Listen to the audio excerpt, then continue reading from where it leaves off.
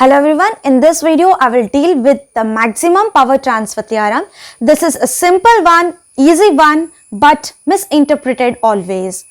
In many problems, you will be asked to find the maximum power delivered to the load. In few cases, this maximum power transfer theorem will be applicable and in few cases it won't be applicable. So you must be very careful while applying this maximum power transfer theorem. So in practical applications, the circuits they are designed to deliver the power to the load. But in few areas of communications, we also have to maximize the power delivered to the load. You have a car battery which is rated at 12 volts and its open circuit voltage is 13.5 volts. Similarly, you have 9 pen torch batteries which also has open circuit voltage 13.5 volts. Now imagine your car battery is dead. Will you replace this car battery by 9 pen torch batteries? No. But why? Why don't we replace this? This also has open circuit voltage of 13.5 and this combination of 9 pen torch batteries also has 13.5 volts open circuit voltage. But why are we not going to replace the car battery by this 9 pen torch batteries? This is the question. The answer is power delivered. Power delivered by the car battery and power delivered by the 9 pen torch batteries, they are completely different. So you can't replace this car battery with the 9 pen torch batteries, though they have same open circuit voltage. So here now we are concerned with the power delivered, right? Yes, this is a good example to understand the power transfer theorem. Says you will be having two questions in your mind. You will be having two questions in your mind. So the first one is, what should be the load so that the maximum power will be transferred to it? And the second question is, what are the conditions to be imposed on the source so that it will deliver the maximum power to the load? So first one, what should be the load so that maximum power will be delivered to it? And the second one is, what are the conditions to be imposed on the source so that it will deliver the maximum power to the load. So these are the two normal questions that everyone can think about, right? So let us start with the Thevenin equivalent circuit. We already discussed about the Thevenin's and Norton's theorem, and I also said that why do we go for Thevenin's and Norton's theorem? Because it will help us in making our calculations faster. So it will be enabling the rapid calculations. So entire complex circuit or the uninteresting part of the circuit, it can be replaced by a simple one. So that the load calculations like voltage across the load or the current through the load, power delivered to the load can be found out very easily, right? So now we will consider the first case, that is when RL is purely resistive, load is purely resistive. Okay, that means we are going to consider the DC circuit here. So here let us consider the Thevenin equivalent circuit. This is VTH. This is the internal resistance RTH, Thevenin's resistance. Here we are going to consider the variable load resistance. Okay, the load resistance is variable. So just remember this, load resistance is variable. In this case, what happens, RTH and RL in series, so I will make this current to flow through this combination. IL, which is nothing but the load current. Okay, so what will be the formula for IL? That will be equal to VTH divided by the equivalent resistance, that is RTH plus RL.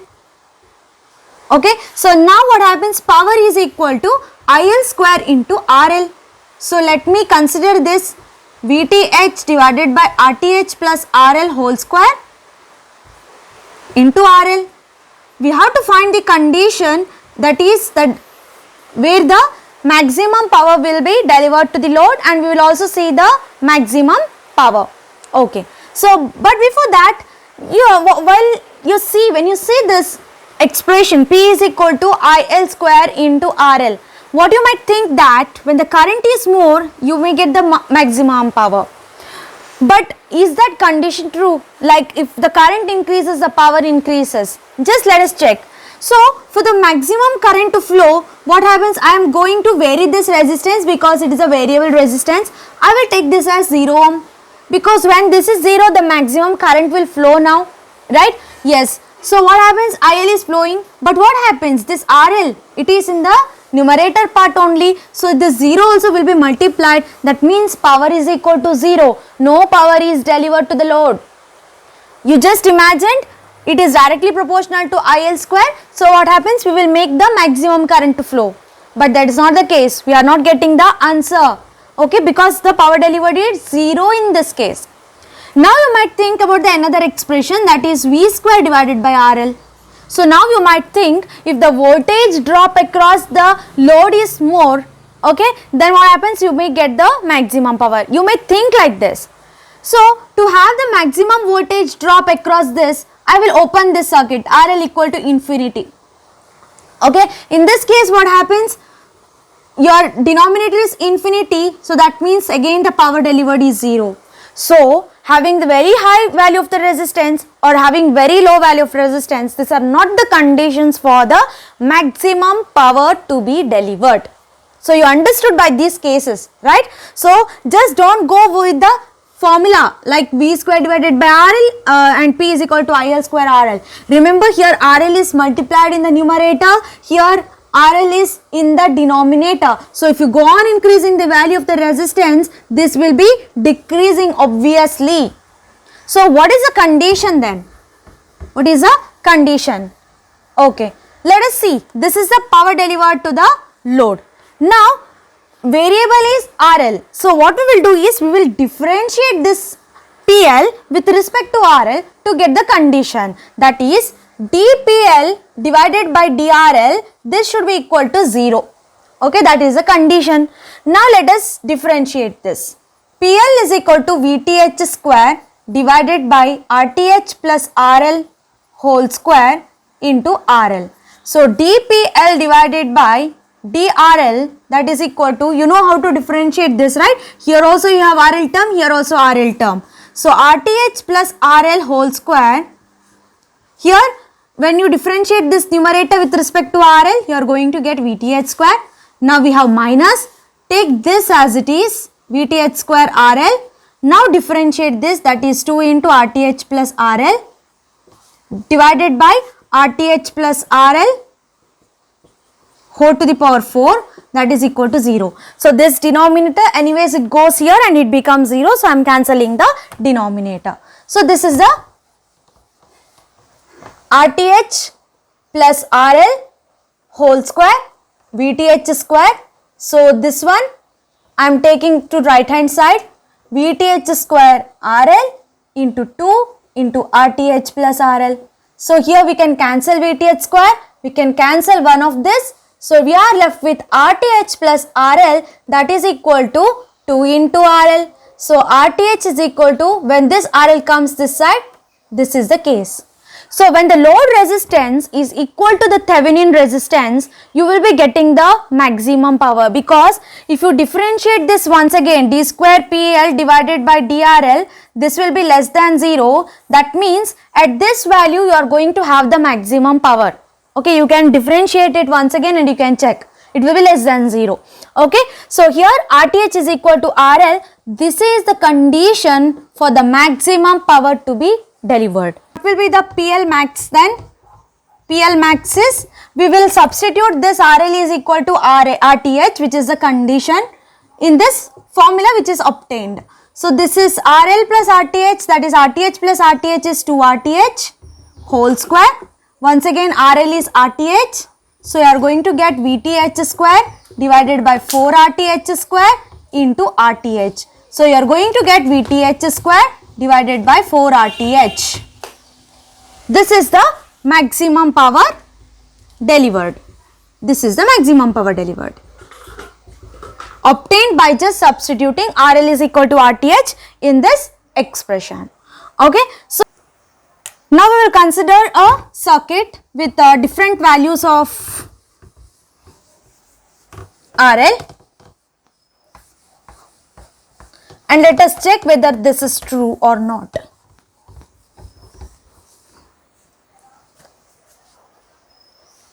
So here I will take 4 volts, this has 2 ohms, and here we will take the variable resistance. So now we will find out the different value. So now we have already seen Suppose this is 0 ohm. What will happen? This current IL will be equal to 4 divided by 2 plus RL. So if it is 0, then you are going to get 2 amperes, but power delivered will be equal to IL square into 0, that is 0 watt. This is the first condition which is not acceptable. Okay, RL is equal to 0 ohm, it is not acceptable for the maximum power to be delivered. So next I will take RL is equal to 0.5 ohm. Now I will go on increasing the value of the load resistance. Okay, RL is equal to 0.5, that means IL will be equal to 4 divided by 2.5. Okay, and here what happens is we are going to get the value of the power that is equal to 1.28 watts. Okay, this is another condition.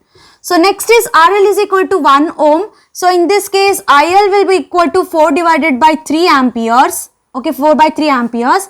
And what will be the power delivered to this? It will be equal to 1.778 watts. Okay, I have this data ready with me. And next is RL is equal to 1.5 ohms. So what will be IL? That will be equal to 4 divided by 3.5 amperes. And what will be the power? That will be equal to 1.959 watts. Okay, watts. This one is the power delivered. Next case, I will take RL is equal to 2 ohms. So here what happens? IL will be equal to 4 divided by 4, which is equal to 1 ampere. Power will be equal to IL square into RL, and again here 1, so it is 2 watts. Next I will increase the value again, that is RL is equal to 2.5 ohms. So IL will be equal to 4 divided by 4.5 amperes. What will be the power delivered? Power delivered will be 1.975 watts. Again you can continue this, but see, first it is 0 watts, next it became 1.28, next 1.778, 1.959, means the value is increasing now. Now it reached 2 watts, okay, here. After this, what happened? After this 2 ohm, I took 2.5 ohm, and what happened to the value of the power? It again started decreasing. That means, what happened? It reached the maximum value here, that is 2 watts, right? So our assumption was right. So RL is equal to 2 ohm, which is equal to RTH. We got the maximum power delivered. So how can we have the graph then? If suppose this is the value of RL and this is the value of power, here we can have something like this. And the maximum power it is reached at RTH.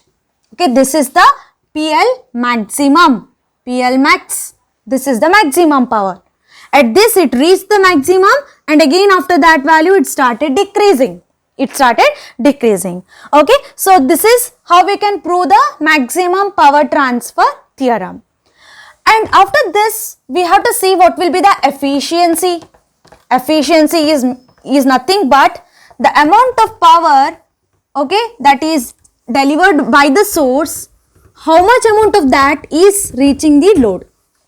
That is efficiency, DC efficiency.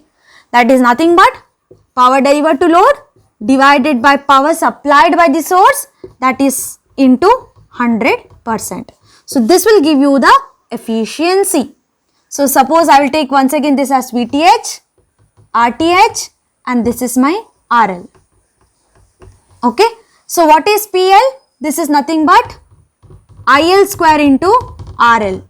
What is the power delivered by the source? You know there is a formula, voltage into current. So voltage is VTH, current is IL. So VTH into IL. So here I will substitute that IL square RL divided by what is PS, that is VTH into IL into 100%. So here IL gets cancelled, IL by RL divided by VTH into 100%. Now we also know the formula of IL, that is VTH divided by RL plus RTH into RL divided by VTH. So this is cancelling into 100%. Okay. So now we know the condition for the maximum power. Okay, that is to be delivered to the load. We have RL equal to RTH. This is the condition. Now in this efficiency, I will put that RL is equal to RTH. So RTH divided by 2 RTH into 100%. So this will give you 50% efficiency. This is 50% efficiency. So remember, maximum power transfer theorem, it will give you 50% efficiency. Okay, now what if I want to increase the efficiency? Remember, the maximum power and the efficiency, these two are different entities. Don't mix this. Okay, so if you want the maximum power to be delivered to the load, this is the condition. But what if I want maximum efficiency? What I should do to get the maximum efficiency? Okay, let us check that also. So this is 50%. Now what I will do is I will start to increase the value of the load resistance. I will increase the value of load resistance. So here, let me take this as 2 ohm, this is 4 volts. Let me take this as 4 ohms. I have increased the value of RL now. So RL divided by RL plus RTH, 4 divided by 2 plus 4, 6.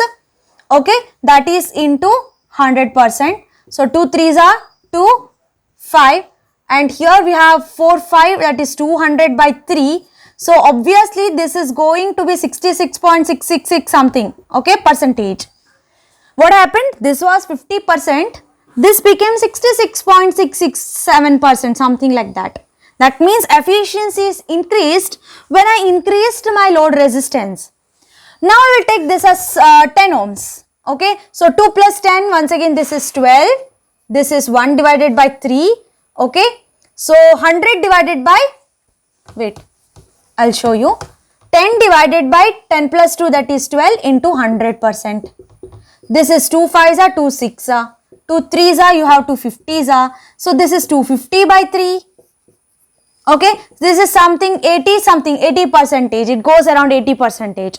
That means efficiency again increased. So to get the maximum efficiency, we have to increase the load resistance. So maximum power and maximum efficiency, these are two different entities. Okay, suppose they have given you the circuit. This is VTH, this is RS, and here we have RL. But remember, in this question, if they ask you to find the maximum power delivered to the load, but here they have kept this load resistance fixed. Okay, this RS is variable. So now we have to see what is the maximum power that is delivered to the load and what is the condition. See here, RL is fixed. Okay, so in this case we must be aware, okay, while applying this maximum power transfer theorem, because it is applicable to variable loads. But here the load is fixed. The source resistance is varying. In this case, can you make RS is equal to RL and give the answer? No. If you do that, your answer will be wrong.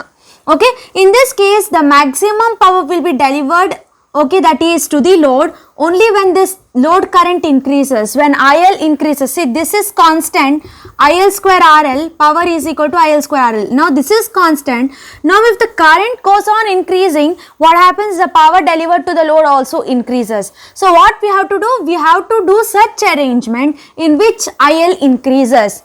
IL increases when this resistance decreases, and finally when RS is equal to 0, that means this will be a short one. Okay, so what happens? The maximum current starts flowing. So RS is equal to 0 in this case. In such problems, RS will be kept as 0, so that the maximum current flows through the load and maximum power it will be delivered to the load. Okay, so here don't make mistake of substituting RS is equal to RL. So this fails. Maximum power transfer theorem fails in such cases where load resistance is fixed. Okay, so another thing is, I told about the 50% efficiency, right? Maximum power transfer theorem, it will be giving you 50% efficiency.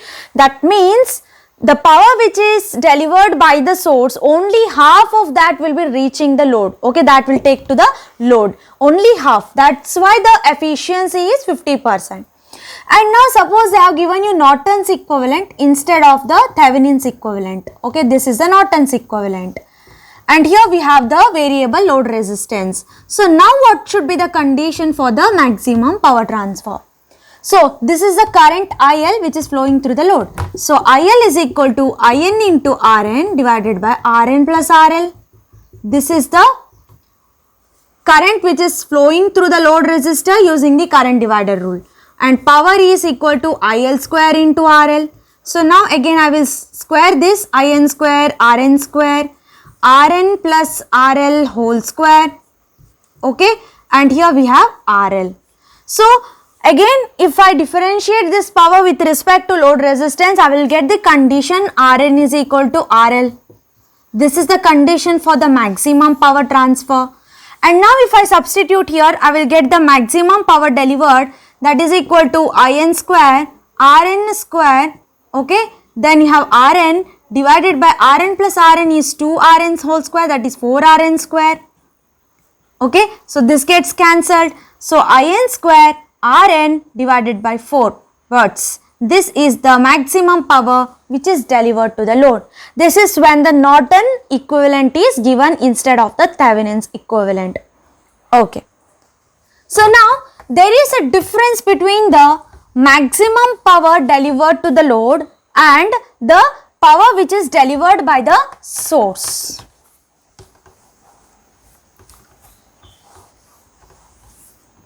So suppose this is the source, this is the resistance, this is VTH, this is my RL. So there is a difference, I said, that is between the power delivered to the source, load, and power delivered by the source. So maximum power is delivered to the load when RL is equal to RS. Maximum power is delivered by the source, see here, VTH into IL. So for this, IL should be maximum. In that case, what happens? I can make the load resistance 0 so that the maximum power is delivered from the source. That's why I said there is a difference between these two. Okay. So now we will see another condition. See, I took this as 4 volts, this as 2 ohms. Okay, and we saw the conditions that RL also should be equal to 2 ohm for the maximum power to be delivered to the load. Okay, so in that case, first I will see the maximum current that can flow. Okay, maximum current, this if I take I, maximum current can flow when the load resistance is equal to 0. So 4 divided by 2 is 2 amperes. Maximum current when this is equal to 0, that means when it is shorted. Now according to the maximum power transfer theorem, we know that RL should be equal to RS or RTH. Then what happens to the current? We can see 4 divided by 4, that is equal to 1 ampere. This is from the conditions. Now you can see that this current, that is when the maximum power is delivered to the load, it is half of the maximum current. So I is equal to I maximum divided by 2. This is the current. Now that will be half of the maximum current. And voltage across this, okay, what will be the voltage? It will be VTH divided by 2 because both are equal resistances. That means equally it will be divided between these two resistors. So VTH by 2. Okay, so the current will be half of the maximum and voltage will be half of the voltage, that is Thevenin's voltage. So these are the conditions again for the maximum power to be delivered to the load. Okay. Next let us consider the second case.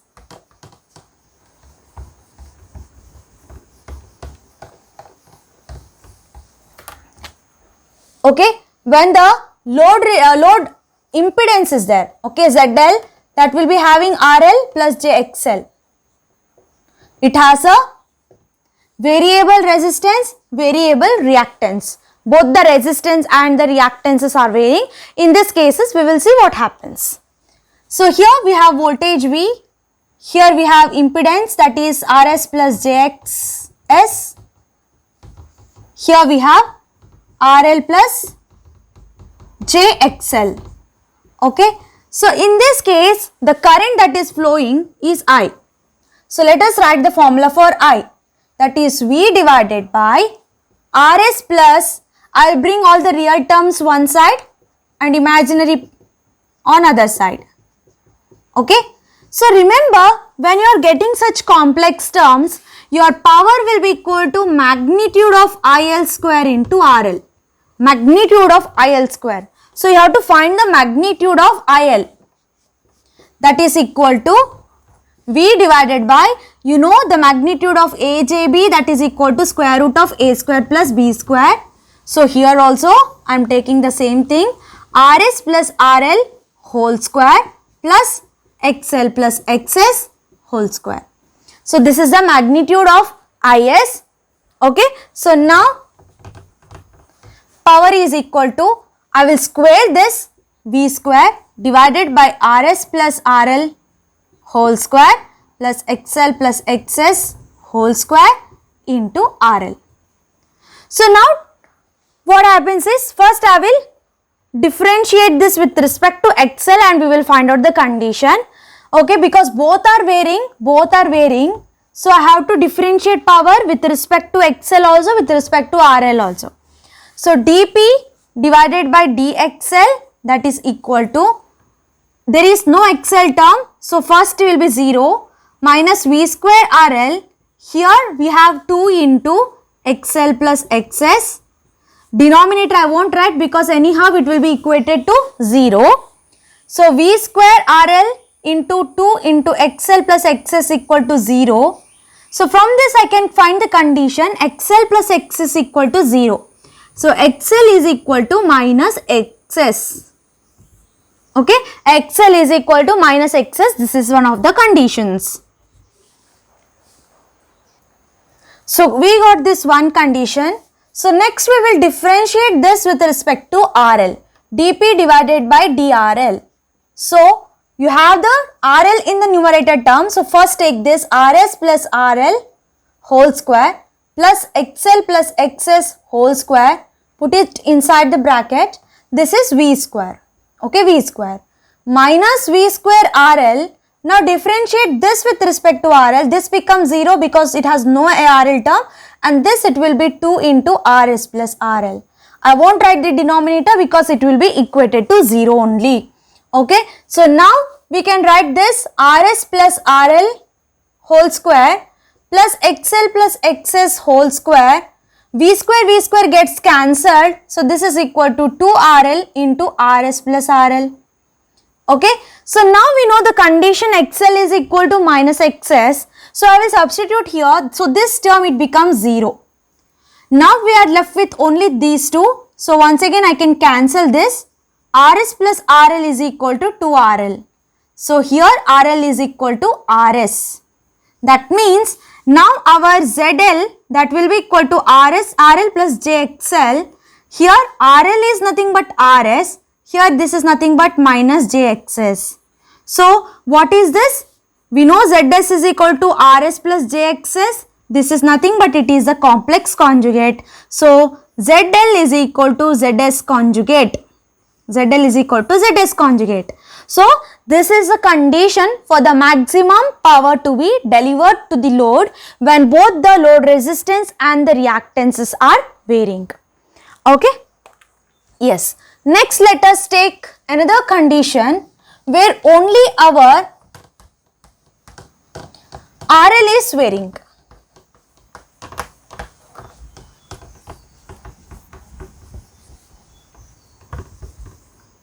Only RL is varying.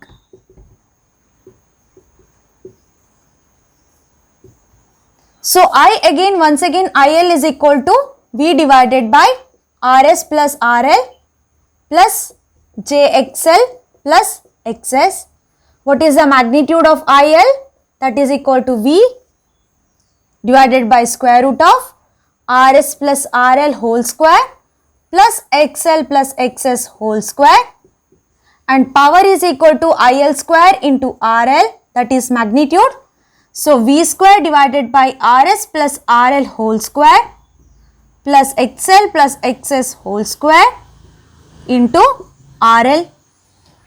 Now we have to differentiate it with respect to RL because only RL is varying. I won't differentiate it with respect to XL. So dP divided by dRL, that is equal to 0.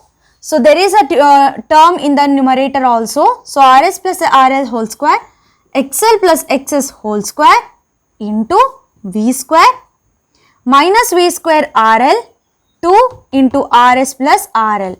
So this term will be 0 because it's not containing any RL term. that is equal to 0. So if it goes to the right hand side, this one, v square gets cancelled. Okay, now I will substitute this. No, I will expand this. Rs square plus RL square plus 2 into Rs plus R to Rs or RL. XL square plus XS square plus 2XS XL, that is equal to 2 RL RS plus RL square 2. See, this one and this one got cancelled. When this goes that side, this becomes RL square. So this becomes RL square and here it is cancelled. Okay, so this is also gone. So now RL square is equal to RS square plus XL plus XS whole square. You need not expand this, you can keep like that. So RL is equal to, if I take the square root, I will get RS square plus XL plus XS whole square. So this is the condition for the maximum power to be delivered. Okay, this is how we will find the condition. Now we will see what happens when source impedance is purely resistive. When source is purely resistive, that means Zs is equal to Rs plus jXs. Here this becomes 0 because it is purely resistive. So in this case, RL is equal to square root of Rs square plus you will have only XL square. So that is the condition. Now we will see if it is load is purely resistive. That means RL plus jXL, here XL is completely 0. So here RL is equal to RS square plus XS square. So this is nothing but the magnitude of Zs. See, Zs is Rs plus jXs. What is magnitude of Zs? Square root of a square plus b square, Rs square plus XS square. So in this case, you got RL is equal to magnitude of Zs. That is when the load is purely resistive. Okay, when the load is purely resistive. But when the source is purely resistive, you are going to get this condition. Okay. Next, we will write a box here so that we will understand the differences.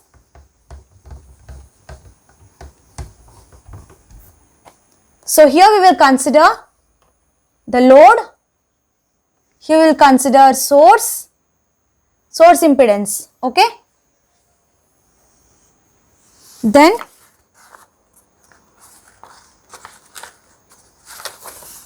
load variable, and here we will write the condition. So let us take first condition where load is purely resistive, that is RL. When source impedance is also purely resistive, that is Rs. Load variable, okay, that is RL only is variable now because it has only RL, no XL. Condition will be RL equal to Rs, right? This is a condition we already know for DC circuits. Next we will consider RL plus jXL, okay, and source impedance is Rs plus jXs, and load variable is both RL and XL. In this case, XL is equal to minus XS, RL is equal to RS, and ZL is equal to ZS conjugate. ZL is equal to ZS conjugate. This is the main thing. Next we have RL, both are variable, okay. RL plus jXL, here once again we have Rs plus jXs, and here only RL is variable, not XL. In that case, RL is equal to square root of Rs square plus XL plus XS whole square.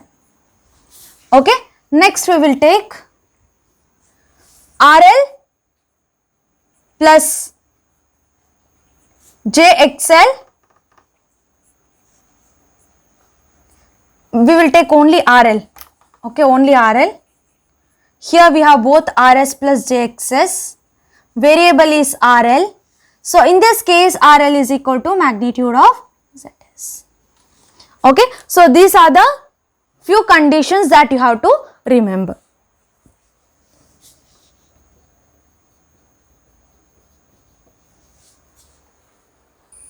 we will take another one condition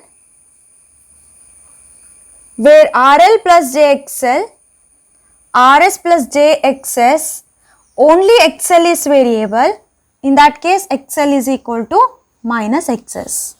Okay. So this is all about the maximum power transfer theorem. So just remember that the maximum power transfer theorem